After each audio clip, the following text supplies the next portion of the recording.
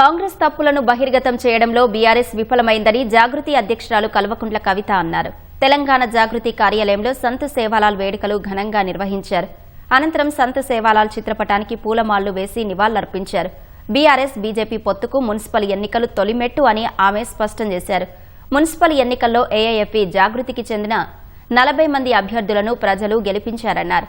గద్వాల జిల్లా వడ్డేపల్లి మున్సిపాలిటీలో గెలిచిన కౌన్సిలర్లతో సమావేశమై రాత్రికి రాత్రే పార్టీలో చేర్చుకున్నారని, ప్రజాస్వామ్యంలో ప్రతిపక్షం లేకుండా చేస్తున్నారని అన్నారు. కనీసం ఈ రాష్ట్రంలో ప్రతిపక్షం ఉండొద్దా? అసలు ఒక సీటు 2 సీట్లు వస్తే కూడా మీకు బోల్డెన్ సీట్లు వచ్చినాయి, 70-80 వచ్చినాయి. అంటే ఇదేం ప్రజాస్వామ్యం నాకు అర్థమైతలేదు.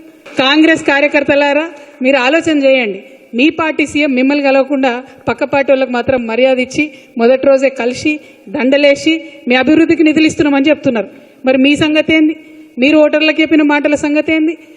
ఇట్లా చేసే బీఆర్ఎస్ వాళ్ళు అధికారం కోల్పోయారు. ఇట్లా చేసే ప్రతిపక్షాలు ఉండొద్దు, వేరే వాయిస్ ఉండొద్దు అని చెప్పి ఎక్కడ ఎవరున్నా బీఆర్ఎస్లో చేర్చుకొని ఆనాడు ప్రజలకు వెగటు పుట్టించారు. కాంగ్రెస్ కూడా అదే పనిలో పోతున్నది. ఇది కరెక్ట్ కాదు.